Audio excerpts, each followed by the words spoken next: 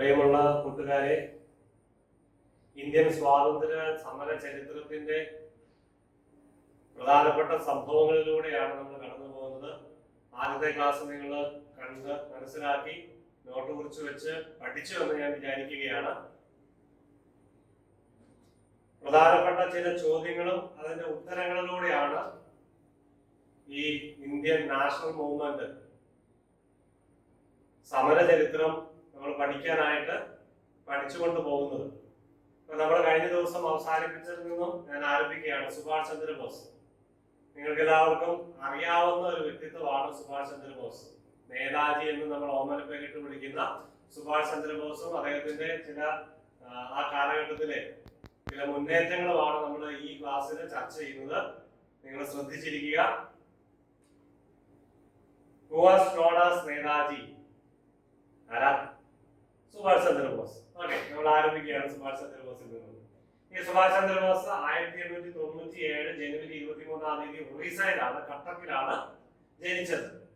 ഇദ്ദേഹം മരിച്ചത് 1945 ഓഗസ്റ്റ് 18 തായ്വാനിൽ തായ്പേയിൽ വെച്ച് ഒരു എയർ ക്രാഷിലാണ്, പ്ലെയിൻ ക്രാഷിലാണ് മരിച്ചതെന്നാണ് കരുതപ്പെടുന്നത്. ഇത് ഉറപ്പില്ല.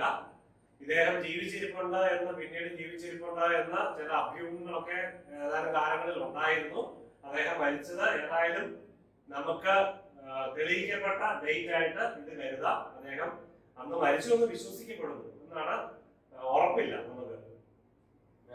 അദ്ദേഹം revolutionary prominent in independence movement against British rule of India. ഇദ്ദേഹത്തിന്റെ ചരിത്രത്തെ പറ്റി, ഇദ്ദേഹത്തിന്റെ ജീവിതത്തെ പറ്റി പറയുമ്പോൾ ഒരു ചെറിയ കാര്യം നമ്മൾ മനസ്സിലാക്കണം. ഇന്ത്യൻ സ്വാതന്ത്ര്യ സമര ചരിത്രത്തിലെ പ്രധാനപ്പെട്ട ഒരു നേതാക്കളിൽ ഒരാളായിരുന്നു സുഭാഷ് ചന്ദ്രബോസ് എങ്കിലും ഇന്ത്യൻ സ്വാതന്ത്ര്യ സമരത്തിന് ഗാന്ധി കൊടുത്തൊരു മാർഗമുണ്ട്. അഹിംസ, സത്യാഗ്രഹം തുടങ്ങിയ ഒരു മാർഗം. അഹിംസയിലൂടെ, സത്യാഗ്രഹത്തിലൂടെ, നോൺ വയലൻസ് എന്ന അഹിംസ, അതോടൊപ്പം തന്നെ ഉപവാസ സമരത്തിലൂടെയൊക്കെ ഗാന്ധി നേതൃത്വം കൊടുത്തപ്പോൾ സുഭാഷ് ചന്ദ്രബോസ് ആ ഒരു ലൈൻ ഓഫ് തിങ്കിങ് അല്ലെങ്കിൽ ഒരു രീതി മാറ്റി വെച്ചുകൊണ്ട് ആക്രമണത്തിലൂടെ അല്ലെങ്കിൽ പവറിലൂടെ, യുദ്ധങ്ങളിലൂടെ അധികാരം അല്ലെങ്കിൽ ബ്രിട്ടീഷുകാരെ ഈ ഇന്ത്യൻ മണ്ണിൽ നിന്നും തുരത്തി ഇവിടെ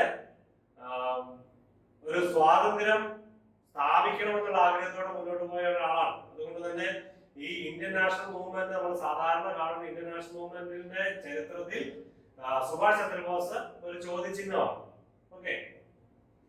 He also led an Indian national force from abroad against Western powers during World War II. രണ്ടാം ലോകമഹായുദ്ധകാലത്ത് ഇന്ത്യക്ക് പുറത്തു നിന്നും ബ്രിട്ടീഷുകാർക്കെതിരെ പല വിധത്തിലുള്ള ആക്രമണങ്ങൾ സംഘടിപ്പിച്ച വ്യക്തിയാണ് Subhash Chandrabose. 1938 he was elected president of Indian National Congress. Indian national കോൺഗ്രസിന്റെ ആദ്യത്തെ ഇലക്ട് ചെയ്യപ്പെട്ട പ്രസിഡന്റ് ആയിട്ട് 1938 സുഭാഷ് ചന്ദ്രബോസ് തെരഞ്ഞെടുക്കപ്പെട്ട ആളാണ്. ഇനി who is the founder of Forward Bloc formed in 1939?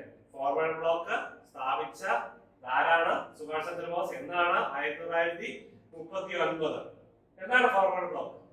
Forward block AIFB, All India Forward Bloc, is a left-wing nationalist political party in India. Left-wing, ഇടതുപക്ഷ nationalist political party in India. It emerged as a faction within Indian National Congress in 1939, led by Subhash Chandra Bose. ഇത് Indian national കോൺഗ്രസിന്റെ ഉള്ളിലെ ഒരു വേറിട്ട ഒരു രൂപമായിട്ടാണ് ഇത് ആവിർഭവിച്ചത്. The party re-established as an independent political party after independence of India. ഇന്ത്യക്ക് സ്വാതന്ത്ര്യം കിട്ടിയതിനു ശേഷം ഈ ഫോർവേഡ് ബ്ലോക്ക് ഒരു സ്വതന്ത്ര പാർട്ടിയായിട്ട് രൂപം കൊണ്ടു. ഇത് ഏറ്റവും കൂടുതൽ ശക്തമായിരുന്നത് വെസ്റ്റ് ബംഗാളിലാണ്. ഫോർവേഡ് ബ്ലോക്കിനെ പറ്റി ഒരു ചെറിയ കാര്യം നിങ്ങൾ മനസ്സിലാക്കി ഏകദേശം. ഇനി 1941 ജനുവരി 26 ക്ലോസ്ലി വാസ് എസ്കേപ്ഡ്. അതായത് ക്ലോസ്ലി വാസുന്നതിന് മുമ്പ് ബ്രിട്ടീഷുകാരുടെ ഒരു നോട്ടപ്പുള്ളിയായിരുന്നു ഇദ്ദേഹം. ഇദ്ദേഹത്തെ ജയിലടക്കുകയും കരുതൽ തടവിലൊക്കെ വെക്കണമെന്ന് ആവശ്യമുണ്ട്. പക്ഷെ അവിടെ നിന്ന് ബ്രിട്ടീഷുകാരുടെ നേരിട്ടുള്ള നിയന്ത്രണത്തിന്റെ കീഴിൽ നിന്നും അദ്ദേഹം അവിടെ നിന്ന് രക്ഷപ്പെടുകയാണ്. ഫ്രം ഹിസ് കൽക്കട്ട റെസിഡൻസിൽ നിന്നും അദ്ദേഹം രക്ഷപ്പെടുന്നു.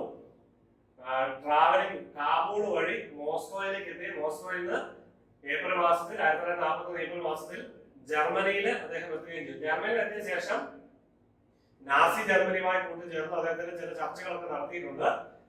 അദ്ദേഹം അവിടുത്തെ ഇന്ത്യൻസുമായിട്ട് ചേർന്ന് ജർമ്മനിയിലുള്ള ഇന്ത്യൻസുമായിട്ട് ബെർലിനിൽ ഒത്തുകൂടി ചേർന്ന German sponsored Azad Hind radio അത് സംപ്രേഷണം ആരംഭിക്കുകയാണ്. എന്നാണ് ജനുവരി 1942. ഇംഗ്ലീഷ്, ഹിന്ദി, ബംഗാളി, തമിഴ്, തെലുങ്ക്, ഗുജറാത്തി ആൻഡ് പാഷ്തോ ഈ ഭാഷകളിൽ ഈ ആസാദ് ഹിന്ദ് റേഡിയോ ജർമ്മനിയിൽ നിന്നും 1942 സംപ്രേഷണം അദ്ദേഹം ആരംഭിച്ചു. ഇനി he founded Indian national army, INA സ്ഥാപകൻ എന്ന പേരിൽ അറിയപ്പെടുന്ന ആളാണ് സുഭാഷ് ചന്ദ്രബോസ്. ഇവിടെ ഞാൻ മോഹൻ സിംഗ് എന്ന പേരിൽ അറിയപ്പെടുന്നു. അപ്പൊ നിങ്ങൾക്ക് ഒരു കൺഫ്യൂഷൻ ഉണ്ടാകാൻ സാധ്യത. INA യഥാർത്ഥ സ്ഥാപകൻ ആരാണ്? INA യഥാർത്ഥം സ്ഥാപിച്ചത് ഈ മോഹൻ സിംഗ് ആണ്. ആ മോഹൻ സിംഗ് സ്ഥാപിച്ച INA നമ്മളിപ്പോ അതിന്റെ ചെറിയൊരു ചരിത്രത്തിലേക്ക് നമ്മൾ കടക്കും. അപ്പൊ നിങ്ങൾക്ക് വ്യക്തമായിട്ട് മനസ്സിലാകും. സുഭാഷ് ചന്ദ്രബോസിന്റെ പേരിലാണ് INA സ്ഥാപനം അറിയപ്പെടുന്നത്. പക്ഷെ മോഹൻ സിംഗ് ആണ് സ്ഥാപിച്ച. മോഹൻ സിംഗ് സ്ഥാപിച്ച ഒരു കൊല്ലം നീണ്ടു നിന്നില്ല. അതിനു മുമ്പ് അത് ഡിസോൾവ് ചെയ്തു.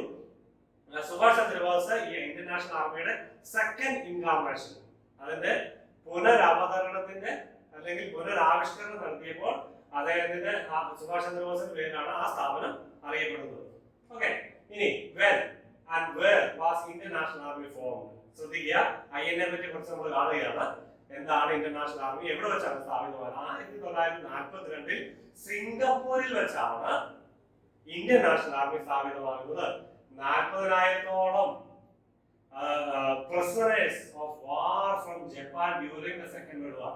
രണ്ടാം ലോകമഹായുദ്ധ കാലത്തെ prisoners എന്ന് പറഞ്ഞാൽ യുദ്ധ തടവുകാരാണ്. യുദ്ധ തടവുകാരുടെ നേതൃത്വത്തിലാണ്, അവരുടെ പിന്തുണയോട് കൂടിയാണ് ഈ INA ഇന്ത്യൻ നാഷണൽ ആർമി സ്ഥാപിതമാകുന്നത്. വ്യക്തമായിട്ട് മനസ്സിലാവും. ഇന്ത്യൻ നാഷണൽ ആർമി അതാണ് മോഹൻ സിംഗ് സ്ഥാപിച്ച ഇന്ത്യൻ നാഷണൽ ആർമിയെ പറ്റി നമ്മൾ പറയുന്നത്. Mohan Singh Indian National first Indian national Army, ഓർക്കുക, ഫസ്റ്റ് ഇന്ത്യൻ നാഷണൽ ആർമി അത് 1942 തന്നെ തീർന്നു. പിന്നെ സുഭാഷ് ചന്ദ്രബോസിലേക്ക് വരികയാണ്. Or first INA was Indian national Army as existed between February and December 1942. The army was first formed in 42 under Mohan Singh. It was formed with the Japanese aid. ജപ്പാന്റെ സഹകരണത്തിൽ. ഇപ്പോൾ നമ്മൾ ഒരു ചെറിയ ഇതിന് ശേഷം ഒരു സ്ലൈഡിൽ എഴുതിയിട്ടുണ്ട്. രണ്ടാം ലോകമഹായുദ്ധത്തിന്റെ കാര്യം ഒന്ന് ചിന്തിക്കുന്നത് നല്ലതാണ്. രണ്ടാം ലോകമഹായുദ്ധത്തില് ആക്സിസ് പവേഴ്സും ഉണ്ട്, അലൈഡ് പവേഴ്സും ഉണ്ട്. ഓക്കെ, സഖ്യകക്ഷികളും അച്ചുതന്റെ ശക്തികളും അല്ലെ. അപ്പൊ ആക്സിസ് പവേഴ്സ് ആരൊക്കെയായിരുന്നു? Germany, Italy, Japan. Allied force പെട്ട രാഷ്ട്രങ്ങൾ അല്ലെങ്കിൽ നേതൃത്വപ്പെടുന്നവർ ആരൊക്കെയായിരുന്നു? USA, US, then USSR എന്ന് പറഞ്ഞാൽ അന്നത്തെ Russia, then Britain, France. Okay, അപ്പൊ ഇത് നമ്മൾ ഓർക്കണം. അപ്പൊ ബ്രിട്ടൻ ആണ് ഇന്ത്യയിൽ ഭരണം നടത്തിയിരുന്നത്. ഇന്ത്യയിൽ കോളനിവൽക്കരണം നടത്തിയത് ആരാ? ഇന്ത്യ അടിമത്തത്തിൽ വെച്ചിരുന്ന ആരാ? ബ്രിട്ടൻ. അപ്പോൾ ബ്രിട്ടന് എതിരായിട്ടല്ലേ രണ്ടാം ലോകമഹായുദ്ധത്തിൽ പ്രവർത്തിക്കേണ്ടത്. അപ്പൊ ബ്രിട്ടന് വേണ്ടി രണ്ടാം ലോകമഹായുദ്ധ കാലത്ത് ഇന്ത്യയിൽ നിന്ന് ഒത്തിരി സൈനികരെ ബ്രിട്ടനിലേക്കും അല്ലെങ്കിൽ വിവിധ ഭാഗങ്ങളിലേക്കും പ്രത്യേകിച്ച് സിംഗപ്പൂരിലേക്കൊക്കെ യുദ്ധം ചെയ്യുന്നതിന് വേണ്ടി ഇന്ത്യയിലെ ആർമി ആൾക്കാരെ, പട്ടാളക്കാരെ ഇന്ത്യയിൽ നിന്ന് കൊണ്ടുപോയിരുന്നു. പക്ഷെ ഇന്ത്യക്കാർക്ക് സ്വതവേ കൂറുള്ളത് ആരോടാ? ബ്രിട്ടനോടല്ല. ബ്രിട്ടനിൽ സ്വാതന്ത്ര്യം നേടണമെന്ന് ആഗ്രഹിച്ചിട്ടുണ്ട്. അതുകൊണ്ട് സുഭാഷ് ചന്ദ്രബോസ് നാസി ജർമ്മനിയിൽ പോയി, അതായത് ജർമ്മനി ആക്സിസ് ഫോഴ്സിൽ പെട്ട ജർമ്മനിയിൽ പോയി ജപ്പാന്റെ സഹകരണത്തോടെ ഇവിടെ യുദ്ധം പ്രഖ്യാപിക്കുകയൊക്കെ ചെയ്തു. ഈ കാലഘട്ടത്തിലാണ് അതൊക്കെ സംഭവിക്കുന്നത്. അപ്പോൾ support of the fall of Singapore and fall of Singapore നമ്മളിപ്പം കാണും. എങ്ങനെയാണ് സിംഗപ്പൂരിന്റെ പതനം? ബ്രിട്ടീഷുകാരുടെ ആധിപത്യത്തിന് കീഴിലുള്ള സിംഗപ്പൂരിനെ ജപ്പാൻ പിടിച്ചെടുത്തു. Okay, consisted of approximately 12,000 of the 40,000 Indian prisoners of war who were captured. അവരുടെ സഹകരണത്തോടെയാണ് ആരുടെ? ഈ Indian prisoners of war who were captured either during Malayan campaign. Malayan campaign എന്ന് പറഞ്ഞാൽ ഈ ആക്സിസ് ഫോഴ്സും അലൈഡ് ഫോഴ്സും തമ്മിലുള്ള യുദ്ധത്തിനാണ് മലയൻ campaign എന്ന് പറയുന്നത്. എവിടെയാണ്? മലയൻ പെനിൻസുല എന്ന് പറയുന്നത് സിംഗപ്പൂർ സെൻട്രൽ ആക്കിയ ഒരു പെനിൻസുല, അവിടെ ആ ഏരിയയാണ് മലയൻ പെനിൻസുല എന്ന് പറയുന്നത്. മലയൻ എന്ന് പറയുമ്പോൾ അത് നിങ്ങൾ ഓർത്തിരിക്കുക. Or surrendered at Singapore, Singapore കീഴടങ്ങിയ പട്ടാളക്കാരോട് ചേർന്നാണ് ജാപ്പനീസിന്റെ സഹായത്തോടെ INA 1942 സ്ഥാപിതമാകുന്നത്. ഇറ്റ് വാസ് ഫോർമലി, ആദ്യത്തെ INA കാര്യം പറയുന്നത് കേട്ടോ, മോഹൻ സിംഗ് സ്ഥാപിച്ച ആദ്യത്തെ INA. It was formally proclaimed in April 1942. ഏപ്രിലാണ് ഇത് ഫോർമൽ പ്രഖ്യാപനം നടത്തിയത്. And declared subordinate military wing of Indian Independence League. ഒരു കാര്യം കൂടെ ഇവിടെ ശ്രദ്ധിക്കണം, ഇന്ത്യൻ ഇൻഡിപെൻഡൻസ് ലീഗ് കൂടെ വരുന്നുണ്ട്, നമ്മുടെ അടുത്ത പോയിന്റിൽ അത് പറയും. അപ്പൊ ഇന്ത്യൻ ഇൻഡിപെൻഡൻസ് ലീഗിന്റെ സബോർഡിനേറ്റ് ആയിട്ടാണ് INA 1942 സ്ഥാപിതമാകുന്നത്. ഈ സബോർഡിനേറ്റ് ആയത് 1942 ജൂൺ മാസത്തിലാണ് INA IIL ഇന്ത്യൻ ഇൻഡിപെൻഡൻസ് ലീഗിന്റെ സബോർഡിനേറ്റ് ആയിട്ട് മാറുന്നത്. The unit was dissolved. നമ്മൾ നേരത്തെ കണ്ടു 1942 ഫെബ്രുവരിയിൽ ആരംഭിച്ച് ഡിസംബറിൽ അവസാനിച്ചു. ഡിസംബറിൽ ഇത് പിരിച്ചുവിടപ്പെട്ടു. ആഫ്റ്റർ അപ്രിഹെൻഷൻ എന്ന് പറഞ്ഞാൽ ആൻസൈറ്റി, ഒരു ഭയം അല്ലേ, of Japanese forces with regard to INA. ഇവിടെ ഒരു ചെറിയ പ്രശ്നം ഉണ്ടാവുന്ന പേടിയില്, അതായത് മോഹൻ സിംഗും INA ലീഡർഷിപ്പും തമ്മിലൊരു ക്ലാഷ് ഉണ്ടാകാനുള്ള സാധ്യതയുണ്ട്. അല്ലെങ്കിൽ INA ലീഡർഷിപ്പും പിന്നെ സുഭാഷ് ചന്ദ്രബോസും തമ്മിലുള്ള ചെറിയ ക്ലാഷ് ഉണ്ടാകുന്ന ഭയത്താൽ 1940 ഡിസംബറിൽ ഈ ആദ്യത്തെ INA പിരിച്ചുവിടപ്പെട്ടു. റാഷ് ബിഹാരി ബോസ് ആയിരുന്നു നേതൃത്വം കൊടുത്തിരുന്നത്. അതിനുവേണ്ടി സുഭാഷ് ചന്ദ്രബോസ്. ഈ റാഷ് ബിഹാരി ബോസിനെ പറ്റി നമ്മളിപ്പോ കാണും. അദ്ദേഹമാണ് ഈ ആദ്യത്തെ INA അത് പിരിച്ചുവിടുന്ന INA വീണ്ടും സുഭാഷ് ചന്ദ്രബോസിന്റെ കരങ്ങളിലേക്ക് എത്തിക്കുന്ന ആളാണ് ആര്? Rash Bihari boss. ഓക്കെ, ആദ്യത്തെ INA സ്ഥാപിച്ച മോഹൻ സിംഗ് 1942 ഫെബ്രുവരി മുതൽ ഏപ്രിലാണ് ശരിക്കും ആരംഭിച്ചത്. അത് IIL ഇന്ത്യൻ ഇൻഡിപെൻഡൻസ് ലീഗിന്റെ സബോർഡിനേറ്റ് ആരംഭിച്ചു. ചില സംഘർഷം ഉണ്ടാകുമെന്നുള്ള ഭയത്താൽ അത് 1942 ഡിസംബറിൽ തന്നെ ഡിസോൾവ് ചെയ്ത് സുഭാഷ് ചന്ദ്രബോസിന്റെ കരങ്ങളിലേക്ക് എത്തിക്കുകയാണ്. അങ്ങനെയാണ് ഈ INA first INA second INA അല്ലെങ്കിൽ പുനരാവിഷ്കരണത്തിലേക്ക് പുതിയൊരു INA കടക്കുന്ന സുഭാഷ് ചന്ദ്രബോസിന്റെ നേതൃത്വത്തിൽ. അപ്പോൾ യഥാർത്ഥത്തിൽ സുഭാഷ് ചന്ദ്രബോസ് ആണോ മോഹൻ സിംഗ് ആണോ ഇതിന്റെ ഫൗണ്ടർ എന്നറിയപ്പെടുന്നത്? യഥാർത്ഥ INA, അതായത് ശക്തമായ INAയുടെ ഫൗണ്ടറായിട്ട് അറിയപ്പെടുന്നത് നമ്മൾ ഇന്ന് പഠിക്കുന്ന രീതിയിൽ സുഭാഷ് ചന്ദ്രബോസ് ആണ്. പക്ഷെ ഒരു INA അതിന് മുമ്പ് ഉണ്ടായിരുന്നു എന്ന് നിങ്ങൾ മനസ്സിലാക്കുക. അതിന് പരീക്ഷയ്ക്കാണെങ്കിൽ ഓപ്ഷൻ വന്നാൽ ഇതൊന്ന് പ്രത്യേകം ശ്രദ്ധിക്കണം. മോഹൻ സിംഗ് എന്നും സുഭാഷ് ചന്ദ്രബോസ് എന്നും ഒരുമിച്ച് വരാനുള്ള സാധ്യത കുറവാണ്. ഇനിയും നിങ്ങൾ മോഹൻ സിംഗ് കണ്ടില്ലെങ്കിൽ സുഭാഷ് ചന്ദ്രബോസ് എഴുതുക. സുഭാഷ് ചന്ദ്രബോസിനെ കണ്ടില്ല, മോഹൻ സിംഗ് ആണ് ഓപ്ഷനിൽ വരുന്നതെങ്കിൽ മോഹൻ സിംഗിന്റെ പേരും കൂടെ നിങ്ങൾ ഓർത്തിരിക്കണമെന്ന് പറയാൻ വേണ്ടിയാണ് ഞാൻ ഇതിന്റെ പ്രത്യേകത വ്യത്യസ്തത പറഞ്ഞത്. A large number of INA initial volunteers, however, later went on to join. അതായത് അന്നത്തെ INAയുടെ പ്രധാനപ്പെട്ട വോളണ്ടിയേഴ്സും നേതാക്കളും അല്ലെങ്കിൽ പ്രിസണേഴ്സ് ഒക്കെ നേരത്തെ പറഞ്ഞ ജാപ്പനീസ് വാറിൽ പിടിക്കപ്പെട്ട പ്രിസണേഴ്സ് ഒക്കെ അവരൊക്കെ കൂടി second incarnation under Subhash Chandrabose, ഈ സുഭാഷ് ചന്ദ്രബോസിന്റെ നേതൃത്വത്തിലുള്ള ഒരു പുനരവതരണ പുനരാവിഷ്കരിക്കപ്പെട്ട INA ചേക്കേറുകയാണ്. ഓക്കെ, ഈ റാഷ് ബിഹാരി ബോസ് ആരായിരുന്നു? നിങ്ങളൊന്ന് ജസ്റ്റ് നോക്കുക. Was an Indian revolutionary leader against the ബ്രിട്ടീഷുകാർക്കെതിരെ പോരാടിയ ഒരു വ്യക്തിയാണ് റാഷ് ബിഹാരി ബോസ്. വെസ്റ്റ് ബംഗാളിൽ ജനിച്ച മനുഷ്യൻ. He was one of the key organisation Ghadar mutiny. Ghadar mutiny എന്ന് പറഞ്ഞാൽ നിങ്ങളൊന്ന് ഗൂഗിൾ ചെയ്ത് നോക്കുക. ഗദ്ദാർ മ്യൂട്ടനി ഒരു ഞാനിവിടെ എഴുതിയിട്ടുണ്ട്. ഗദ്ദാർ മ്യൂട്ടനി എന്നത് also known as Ghadar conspiracy plan to initiate a pan Indian mutiny in Indian army. Indian ആർമിയിൽ ഒരു വൈഡായിട്ട് ഇന്ത്യ മുഴുവനായിട്ട് ഒരു ഇന്ത്യൻ മ്യൂട്ടിനി ആർമിയിൽ നടത്തുന്നതിന് വേണ്ടി സ്ഥാപിതമായ ഒരു പാർട്ടിയാണ് അല്ലെങ്കിൽ ഒരു സംഘടിതമായ ഒരു പ്രവർത്തനമാണ് ഗദ്ദാർ മ്യൂട്ടനി എന്ന പേരിൽ അറിയപ്പെടുന്നത്. മ്യൂട്ടനി എന്ന് പറഞ്ഞാൽ അറിയാം, ലഹള എന്നാണ്. ഒന്നാം ലോകമഹായുദ്ധത്തിന് തൊട്ട് മുമ്പ് ബ്രിട്ടീഷ് ഭരണം അവസാനിപ്പിക്കുക എന്ന ലക്ഷ്യത്തോടു കൂടി ഇന്ത്യൻ ബ്രിട്ടീഷ് ആർമിയിൽ ഒരു സംഘർഷം ഉണ്ടാക്കുന്നതിന് വേണ്ടി ആരംഭിച്ച ഒരു വിപ്ലവമാണ്. അല്ലാതെ അതിന്റെ പേരിൽ അറിയപ്പെടുന്ന ഒരു വിപ്ലവമാണ്. ഇത് വിദേശ ശക്തികളൊക്കെ ആയിട്ട് ഒത്തിരി സ്വാധീനമുണ്ട് കേട്ടോ. അപ്പൊ നിങ്ങൾ അതിനെ പറ്റിയൊക്കെ ഒന്ന് ചിന്തിക്കുക. ഇത് ഞങ്ങളൊന്ന് പറയാൻ വേണ്ടി ഒന്ന് പരാമർശിച്ചെന്ന് മാത്രമേ ഉള്ളൂ. ഒത്തിരി കാര്യങ്ങളിലേക്ക് നമ്മൾ പോകുന്നില്ല, ഒന്ന് പരാമർശിച്ചെന്ന് മാത്രം. അപ്പൊ റാഷ് ബിഹാരി ബോസ് ഈ ഗദ്ദാർ മ്യൂട്ടണിയില് ഒരു ഓർഗനൈസർ ആയിരുന്നു. ലേറ്റർ ഇന്ത്യൻ നാഷണൽ ആർമി INA-യിലും അദ്ദേഹം സഹകരിച്ചു. ഇതാണ് റാഷ് ബിഹാരി ബോസ്. അദ്ദേഹത്തിന്റെ ഫോട്ടോ ആണ് നിങ്ങൾ കാണുന്നത്. ഗദ്ദാർ മ്യൂട്ടണി എന്താണ് നമ്മൾ കണ്ടു. ഇനി വേൾഡ് വാർ സെക്കൻഡ്, അതിനെപ്പറ്റി ഞാൻ നേരത്തെ പറഞ്ഞു. മെയിൻ കോമ്പാറ്റന്റ്സ് എന്ന് പറഞ്ഞാൽ എന്താ? ഫൈറ്റ് ചെയ്യുന്നവരാണ്, പരസ്പരം ഫൈറ്റ് ചെയ്യുന്നവരെയാണ് കോമ്പാറ്റന്റ്സ് എന്ന് പറയുന്നത്. ആക്സിസ് പവേഴ്സ് അതൊക്കെയായിരുന്നു. ഒരിക്കലും മറക്കരുത്, നിങ്ങൾ പഠിച്ചുകൊണ്ടിരിക്കുന്നതാണെന്നാണ് ഞാൻ ഇതിനെപ്പറ്റി എക്സ്പ്ലെയിൻ ചെയ്ത് പോകുന്നത്.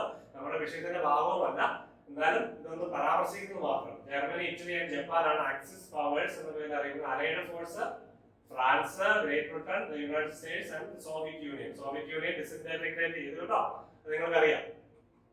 ഇനി ബാറ്റിൽ ഓഫ് സിംഗപ്പൂർ, നേരത്തെ നമ്മൾ സിംഗപ്പൂർ ബാറ്റിലെ പ്രിസണേഴ്സ് എന്നൊക്കെ പറഞ്ഞില്ലേ.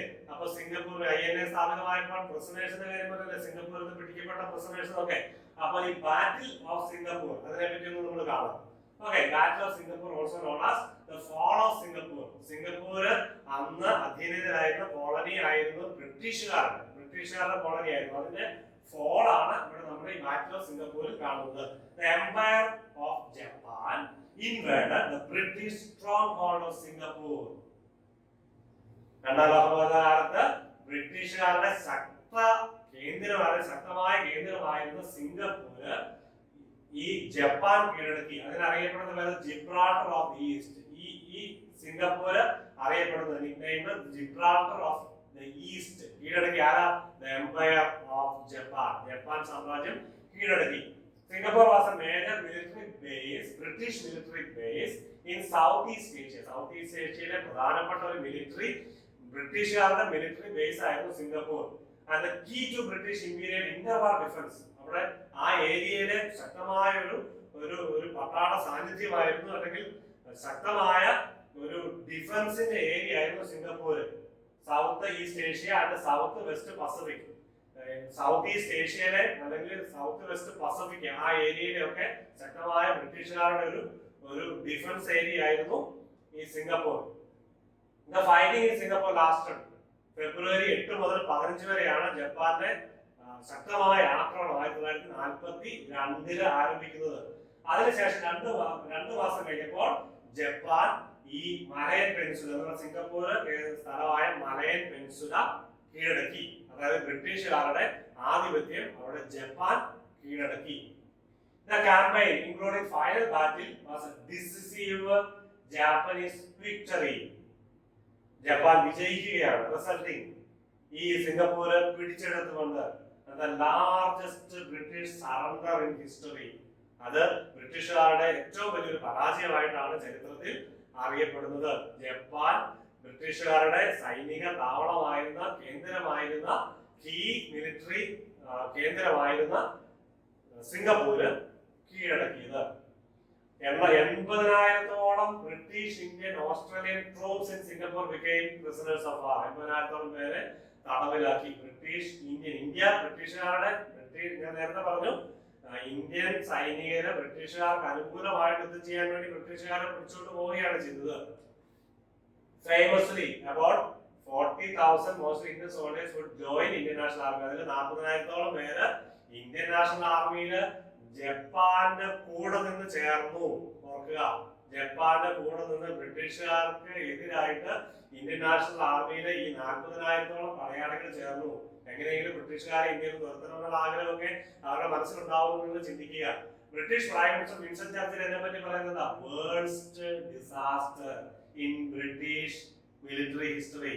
വിൻസ്റ്റൺ ചർച്ചിൽ ആ ഒരു പരാജയത്തെ വിശേഷിപ്പിച്ചാണ് worst disaster in British military history. ഇനി റെഡ് ഫോർട്ട് അതിനോടനുബന്ധിച്ച് തന്നെ INA നമ്മൾ കണ്ടു. INA സ്ഥാപിച്ചതും അതിന്റെ സ്ഥാപനത്തിന്റെ കാര്യങ്ങളും എന്താണ്, INA-യുടെ പ്രവർത്തനമൊക്കെ നമ്മൾ കണ്ടു. ആരുടെ സപ്പോർട്ടായിരുന്നു? ജാപ്പനീസ് സപ്പോർട്ട് INA-ക്ക് ഉണ്ടായിരുന്നു. സിംഗപ്പൂരിൽ വെച്ചാണ് സ്ഥാപിച്ചത്. മോഹൻ സിംഗ് ആദ്യം സ്ഥാപിച്ചു, പിന്നെ അതിന്റെ സുഭാഷ് ചന്ദ്രബോസിന്റെ കൈകളിലേക്ക് എത്തി. ഒപ്പം ഇന്ത്യൻ മിലിറ്ററി പ്രിസണേഴ്സ്, അതായത് സിംഗപ്പൂർ പരാജയപ്പെട്ടതോടുകൂടി ബ്രിട്ടീഷുകാരുടെ വേണ്ടി യുദ്ധം ചെയ്ത ഇന്ത്യൻ പട്ടാളക്കാരെ ജാപ്പനീസുകാരെ തടവിലാക്കി. ആ ആ ജാപ്പനീസുകാരെ തടവിലാക്കിയ ഇന്ത്യൻ മിലിറ്ററിക്കാരോടൊപ്പം ചേർന്നാണ് ഈ INA സ്ഥാപിതമാകുന്നത്. എന്തിനു വേണ്ടിയാ? ഇന്ത്യക്ക് വേണ്ടി യുദ്ധം ചെയ്യാൻ മീൻസ് ബ്രിട്ടീഷുകാരെ ഇന്ത്യയിൽ നിന്നും ബ്രിട്ടീഷ് രാജ അല്ലെങ്കിൽ ബ്രിട്ടീഷ് ഭരണം ഇന്ത്യയിൽ നിന്നും തുടച്ചു നീക്കാൻ വേണ്ടി യുദ്ധം ചെയ്യുന്നതിന് വേണ്ടി അവരോടൊപ്പം ചേർന്ന് INA സ്ഥാപിക്കപ്പെട്ടു. അതിന്റെ പരിണിത ഫലമായിട്ടാണ് റെഡ് ഫോർട്ട് ട്രയൽ എന്ന പേരിൽ അറിയപ്പെടുന്ന സംഭവം 1945 when did the famous INA Indian National Army trials അതിനെയാണ് റെഡ് ഫോർട്ട് ട്രയൽ എന്ന് പറയുന്നത്. INA ട്രയൽ എന്നാണ് വേറൊരു പേരിൽ അറിയപ്പെടുന്നത്. അത് എവിടെയാണ് നടക്കുന്നത്? റെഡ് ഫോർട്ട് ഡൽഹിയിലെ റെഡ് ഫോർട്ടിൽ വെച്ചാണ് റെഡ് ഫോർട്ട് ട്രയൽ 1945 നടക്കുന്നത്. എന്തായിരുന്നു ആ trial? INA trial, which are also called the Red Fort trial, INA trial, Red Fort trial, were British Indian trial by court martial. അതായത് ഈ കോർട്ട് മാർഷ്യൽ എന്ന് പറഞ്ഞാൽ അറിയാം, പട്ടാളക്കാരെ എന്തെങ്കിലും തെറ്റ് ചെയ്ത പട്ടാളക്കാരെ ഏതെങ്കിലും തരത്തില് രാജ്യത്തിനെതിരെയോ പട്ടാളത്തിന് വേണ്ടി കലാപം സൃഷ്ടിച്ചോ പട്ടാളക്കാരെ ശിക്ഷിക്കുന്നതിന് വേണ്ടി നടത്തുന്ന വിചാരണയ്ക്കാണ് കോർട്ട് മാർഷ്യൽ എന്ന് അറിയപ്പെടുന്നത്. Number of officers of Indian national army INAയുടെ ഓഫീസേഴ്സ് ആരൊക്കെയായിരുന്നു നമുക്കറിയാം. ഇന്ത്യയിൽ നിന്ന് ബ്രിട്ടീഷുകാർക്ക് വേണ്ടി യുദ്ധം ചെയ്യാനായിട്ട്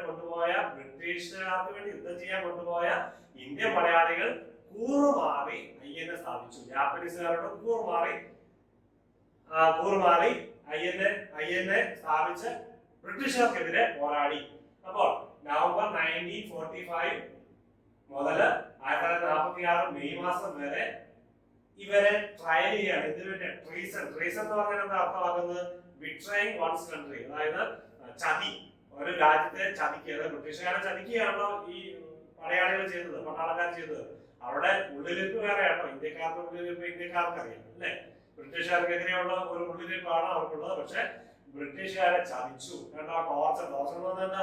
പീഡിപ്പിക്കുക. ഇനി മർഡർ, കൊലപാതകം നടത്തുക, അമെൻഡ്മെന്റ് ടു മർഡറിന് പ്രേരിപ്പിക്കുക, മർഡറിന് സപ്പോർട്ട് ചെയ്യുക, എൻകറേജ് ചെയ്യുക, അതൊക്കെയാണ് അമെൻഡ്മെന്റ് എന്ന് പറയുന്നത് ഈ രണ്ടാം ലോകയുദ്ധത്തിൽ. അതാണ് റെഡ് ഫോർട്ട് ട്രയൽ എന്ന പേരിൽ അറിയപ്പെടുന്നത്. ഓക്കെ, നിങ്ങളെല്ലാം ഈ INA അതിന്റെ കാര്യം സുഭാഷ് ചന്ദ്രബോസ് അതിന്റെ കാര്യങ്ങളൊക്കെ മനസ്സിലാക്കി റെഡ് ഫോർട്ട് ട്രയൽ വരെ എത്തി. ഇനി നമ്മൾ അടുത്ത ചോദ്യത്തിലേക്ക് കിടക്കുകയാണ്.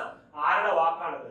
ദില്ലി ചലോ, ജയ് ഹിന്ദ്, തും മുസേ ഖൂൻ, അതായത് ഹിന്ദി അറിയാവുന്നവർ വായിക്കുക.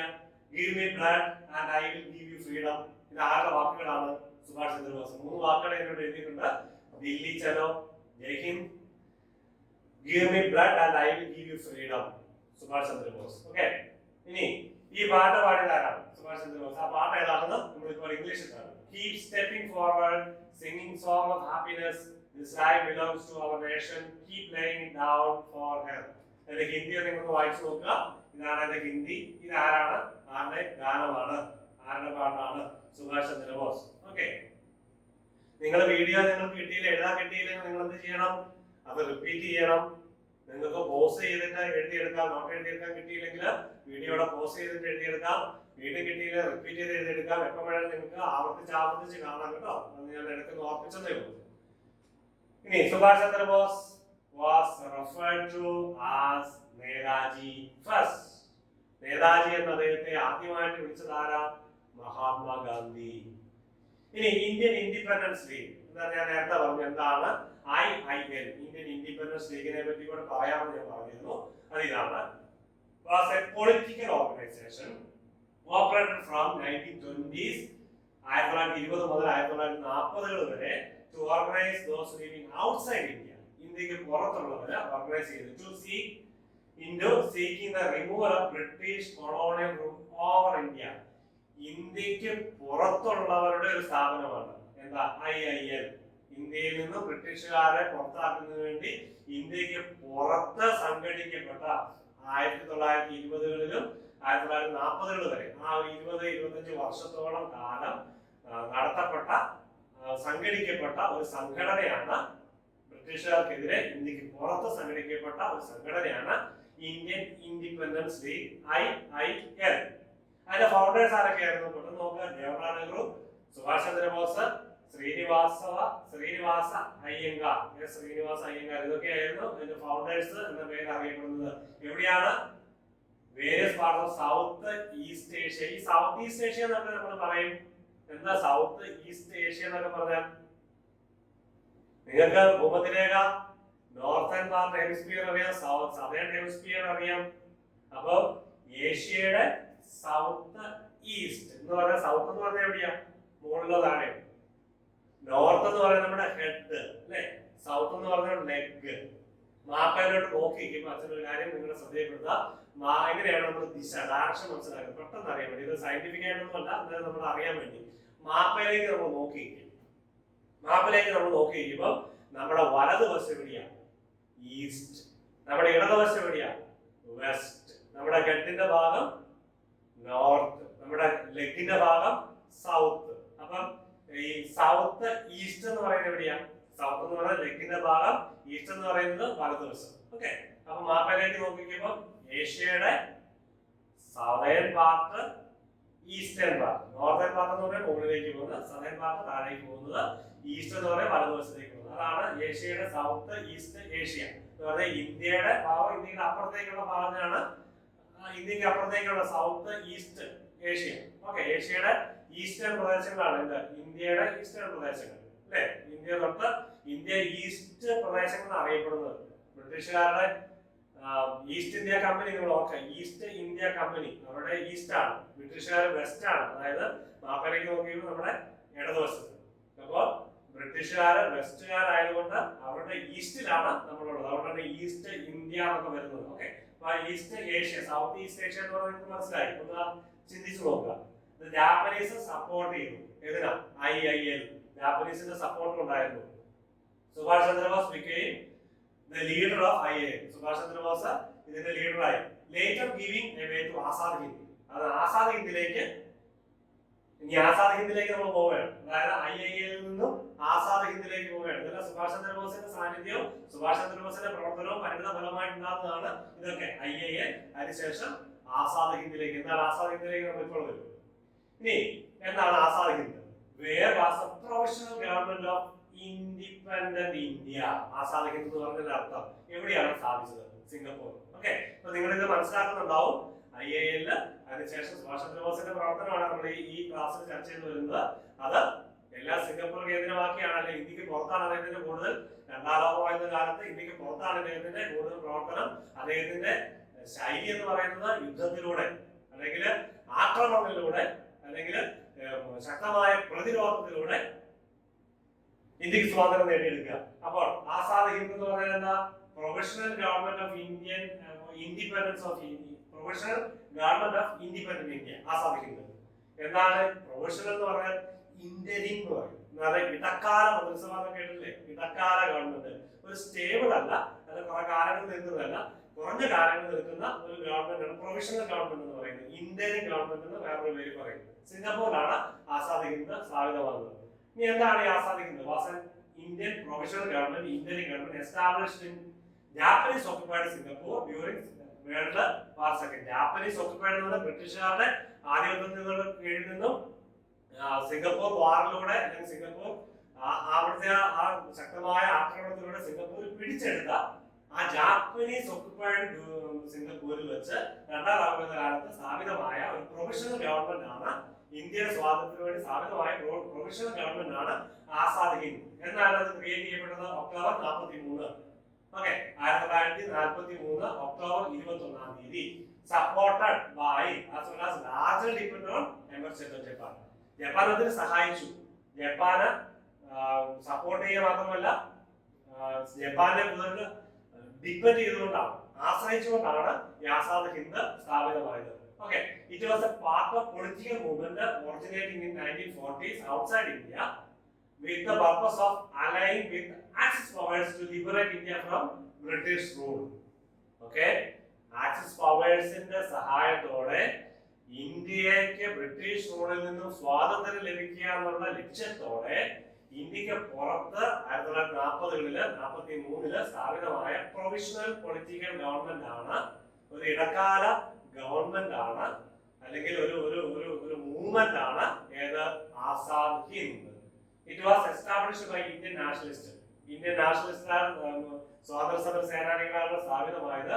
ഇൻ എക്സൈൽ, ഇന്ത്യക്ക് പുറത്ത്. എക്സൈൽ എന്ന് പറഞ്ഞാൽ പ്രവാസത്തിലായിരിക്കുന്ന, അല്ലെങ്കിൽ തടവരാക്കപ്പെട്ട, അല്ലെങ്കിൽ പുറത്താക്കപ്പെട്ട, ഇന്ത്യയിൽ നിന്ന് പുറത്താക്കപ്പെട്ടവര് സ്ഥാപിതമായതാണ് രണ്ടാം ലോകമഹായുദ്ധകാലത്ത് in Singapore with monetary and military and political assistance from Imperial Japan.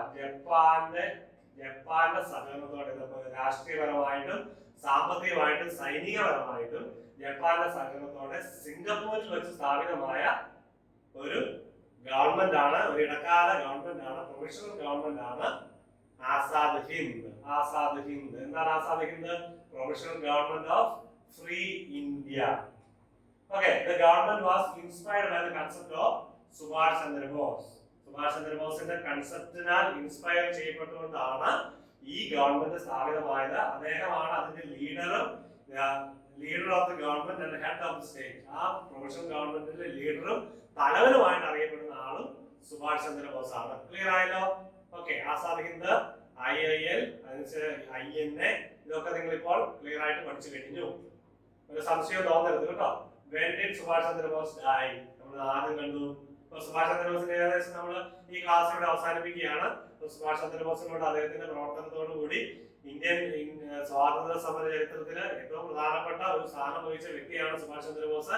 അദ്ദേഹത്തിന്റെ പ്രവർത്തികൾ മറ്റ് പല ഇന്ത്യൻ നാഷണൽ മൂവ്മെന്റ് ലീഡേഴ്സിന്റെ പ്രവർത്തികളിൽ നിന്നും വ്യത്യസ്തമായിരുന്നു. നമുക്കറിയാം, ഇന്ത്യക്ക് പുറത്ത് വെച്ചുകൊണ്ട് ഇന്ത്യക്ക് ഭാഗത്ത് നിന്ന് ഈ ഗാന്ധിയുടെ നേതൃത്വത്തിൽ സ്വാതന്ത്ര്യം കിട്ടുമോ എന്ന് അദ്ദേഹത്തിന് ഭയം കൊണ്ടോ അദ്ദേഹത്തിന് അവിടെ നിൽക്കാൻ പറ്റാത്തത് കൊണ്ടോ അദ്ദേഹത്തിന്റെ പ്രവർത്തനം കൊണ്ട് ബ്രിട്ടീഷുകാർ അദ്ദേഹത്തെ കൊല്ലുമെന്നുള്ള ഭീഷണി കൊണ്ട് അദ്ദേഹം ഇന്ത്യക്ക് പുറത്തുപോയി ആക്സിസ് പവേഴ്സുമായിട്ട് കൂട്ടിക്കൊണ്ട് രണ്ടാം ലോകയുദ്ധത്തില് ബ്രിട്ടീഷുകാർക്കെതിരെ എതിര് ശക്തിയായിരുന്ന ജർമ്മനിയോടും ജപ്പാനോടും ചേർന്നുകൊണ്ട്, അല്ലെങ്കിൽ ഇറ്റലിയോടും ചേർന്നുകൊണ്ട്, ഇറ്റലിയുടെ പേര് നമ്മൾ പരാമർശിക്കുന്നില്ലെങ്കിലും ജപ്പാനോടും ജർമ്മനിയോടും ചേർന്നുകൊണ്ട് ഈ ബ്രിട്ടീഷുകാർക്കെതിരെ സമരം നടത്തി അല്ലെങ്കിൽ യുദ്ധം ചെയ്ത് ബ്രിട്ടീഷുകാരെ ഇന്ത്യയിൽ നിന്നും പുറത്താക്കണമെന്ന ആഗ്രഹത്തോടെ പ്രവർത്തിച്ച വ്യക്തി. ഓക്കെ, സുഭാഷ് ചന്ദ്രബോസ്. അപ്പൊ നമ്മുടെ ഈ ക്ലാസ് ഇവിടെ അവസാനിപ്പിക്കുകയാണ്. നിങ്ങൾക്ക് സംശയം ഉണ്ടാകില്ല എന്ന് വിചാരിക്കുന്നു. അപ്പൊ നിങ്ങൾക്ക് എല്ലാവർക്കും ഈ ക്ലാസ് കേട്ടതിനും നോട്ടൊക്കെ നന്നായിട്ട് എഴുതി മുന്നോട്ട് പോകുന്നതിനും ഒത്തിരി നന്ദി പറയുന്നു. നിങ്ങൾ എല്ലാവരും മിടുക്കരാവുക, വിജയങ്ങൾ നേടുക. ഇന്ത്യൻ നാഷണൽ മൂവ്മെന്റിന്റെ അടുത്ത കുറെ ചോദ്യങ്ങളും അതിന്റെ ഉത്തരങ്ങളുമായിട്ട് നമ്മൾ അടുത്ത ക്ലാസ്സിൽ വീണ്ടും വരുന്നതായിരിക്കും. നിങ്ങൾക്ക് എല്ലാവർക്കും ഒരിക്കൽ കൂടി നന്ദി.